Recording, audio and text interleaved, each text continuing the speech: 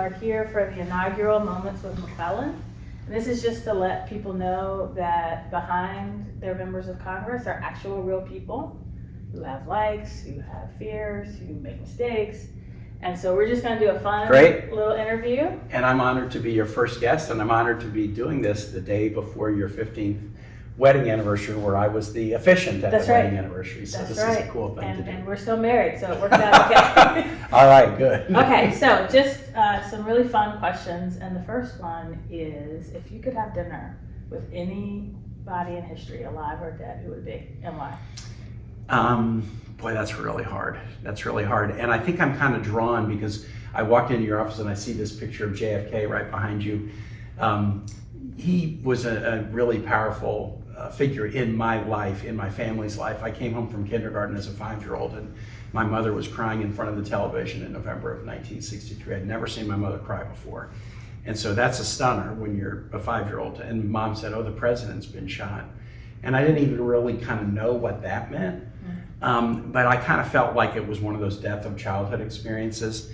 You know, I was 5 when that happened. Then a few years later, it was Martin Luther King was shot, Bobby Kennedy was shot, Vietnam War protests, civil rights protests, the president resigning in disgrace. So my childhood was sort of parenthesized by Kennedy being killed up to 16 years old. Now Nixon resigns, and there was just so much turmoil in that time.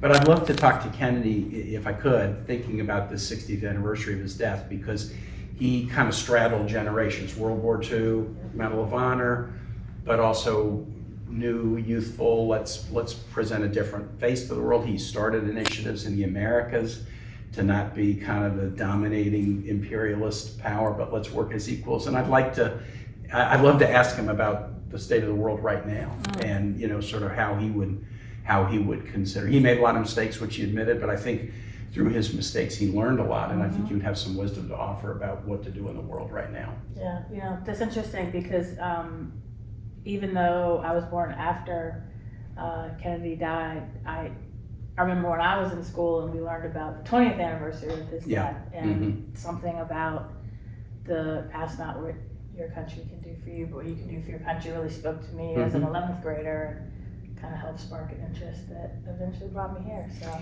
he also is a person who, I hope we all were like this, where we can learn and grow. I mean, he was kind of a classic Cold Warrior when he was in the Senate. But he was pursuing nuclear test ban treaties with Russia, and he was heavily criticized for that. He gave a great speech at GW, not far from where we're sitting, where he said, "Look, you got to do diplomacy with your adversary. Diplomacy with your allies is not so important, but with your adversary, you have to do it. Communication guarantees nothing, but the absence of communication usually guarantees something bad." So the Bay of Pigs taught him some lessons about don't just trust the military when they want you to rush into some military misadventure. So you could see him kind of growing and changing. I think he would have gotten us out of Vietnam. That obviously would have put us on a completely different path as a nation for many years. So anyway, we all hope that we can learn and grow as we do these jobs, right? So speaking of learning and growing, if you could go back to your 5-year-old self and give yourself advice, what would you say? I think I might have said to myself, follow the Jen McClellan path a little more. So, and here's what I mean by that. You were active in the life of the community politically from a pretty young age, volunteering, doing things on campus, doing things with the Young Dems. You really had a sense, I may be a young person, but I have a voice. I didn't really do much politically at all till I was probably 30. Now I had political views and I voted, but I thought that was, other people do politics. I'm gonna be a civil rights lawyer, I work on nonprofits, I work at my church, but I kind of viewed politics as like, Hollywood or pro baseball or something. Like other people do that. That's not the kind of thing that I would do. But young people getting involved, and even people before they're age 18, I may not vote, but I do have a voice, and if I'm persuasive enough, I can influence people. I might have done that a little bit earlier.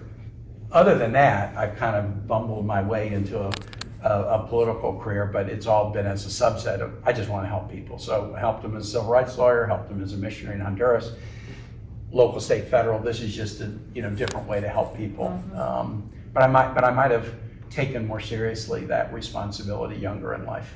Wow, okay. So here we do have a lot of responsibility. I haven't paid attention to the Senate schedule, but we've been here 10 weeks straight. Yeah. So after a long week up in Washington on the Hill, you get home, what's the first thing you want to do to relax? Go sit on my balcony and look at the James River. So Nice. as you know, Jen is not only my congresswoman, but she was my delegate and my state senator, so she knows my address because she sent me a lot of stuff over the years. We sold the family home, moved into a condo on the James, and I can see the river every day. And when I get home from Washington, I'm never so happy as when I pull in to the house and I can just look at the river and I can see rafters and kayakers, and I can see sunrises and sunsets, and I can watch the tides be high, the tides be low, the water level be high, low. What we're really into now, Ann and I, is we got a pair of eagles that we've now watched them have 2 sets of chicks in the last 2 years, and then the chicks are growing and learning to fly, and we kind of feel like they're our little adopted family. They're about 400 yards eye level from us, and we love to do that. So I think the getting back to Richmond, it's 2 hours and 20 time zones away from DC in terms of what it feels like. I'm sure you kind of have that same experience. Oh, yeah. You're walking in and your kids are like, they're immediately, wanting to be with you, Jack and Sammy. I know our kids are grown and gone, but Richmond is a great place to call home. Oh, that's cool. All right, so everybody thinks they know Tim Kaine. What is something that would surprise everybody about you? I think people would be surprised if they knew how introverted I was. I'm surprised at that. Yeah, I am a classic. If you've ever taken one of these Myers-Briggs tests, they define introversion a little bit differently. It's not, I don't want to talk to people, but it's how do you recharge your battery? Do you get your battery charged from interaction? Do you get your battery charged from solitude? And I mean, I could easily go a whole weekend not saying a word. I mean, if I needed to, that was fine. When I was in Honduras, before I learned how to speak Spanish, I felt like a week would go by sometimes before I could meaningfully communicate with people. And so I kind of got used to being comfortable in just on my own. And I really need that alone time, even if I'm with Ann, just quiet time, just to recharge. And I think most people would view us, anybody in politics, you got to be a big extrovert. There's more introverts in politics, you've met plenty of them. And at least I don't have a hard time interacting. So when I'm at an event, I don't have to I just gotta, just get over the hump of being nervous to talk to people. I don't have that. But we have some colleagues who do. And every time they do an event, they're overcoming their natural inclination. And I have a sense of admiration for people who will do politics when that's not their thing. But I think people would be surprised the degree to which, even though I'm comfortable with folks, I really need alone and solitude time to just kind of recharge. Yeah, that definitely surprises me. All right, we're going to do lightning round. Okay. I want you to say the first answer that pops into your head. That my staff wouldn't want me to censor. Okay, No. Okay, so it'll be easy. So first, your favorite superhero? I think Batman. Okay. Yeah. Okay, so DC fan. Yeah, and justice. I mean, I guess they're all about justice, but I like Batman. And I also like Spider-Man for the same reason, but also because, Kane Parker. There is a Spider-Man character that is Kaine, who's kind of like the anti-Spider-Man, spelled the same way as my last name. And sometimes he's bad and sometimes he's good, like all of us. So. Oh, that's fine. Favorite sport? I would say baseball to play and college basketball to watch. Yeah. Favorite team to root for? Chiefs. So I've given you football. I grew up in Kansas City. Okay. I'm a Chiefs fanatic, and especially after they had a 50-year rebuilding after their first Super Bowl, I love the fact that they've finally gotten back to being a good team. Good. Beach or mountains? Mountains, closely, but mountains, yeah. Favorite food? Probably Mexican food. Favorite ice cream flavor? Ooh, I like pistachio. Okay. Favorite movie? Chinatown or Citizen Kane. I mean, I had to throw that in there. Citizen Kane, it's hard to beat, but Chinatown I really like too. Favorite color? Blue. Okay. Yours too, right? I mean, hey, Yes. we're Dems. We're Democrats. Leave blue. Sci-fi or historic fiction? Historic fiction, yeah.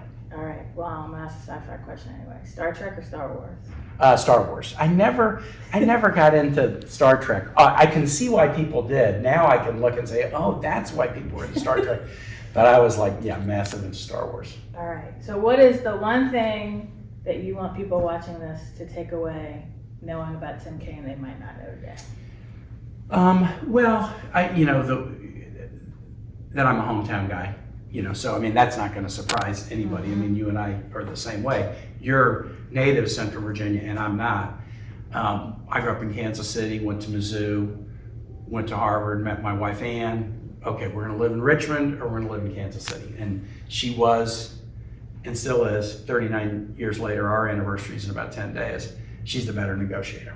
And yet we just we're crazy about Richmond. We're crazy about Richmond. And we love the river. We love the bike trails. We love the Capitol Trail to hike on. We love the restaurants.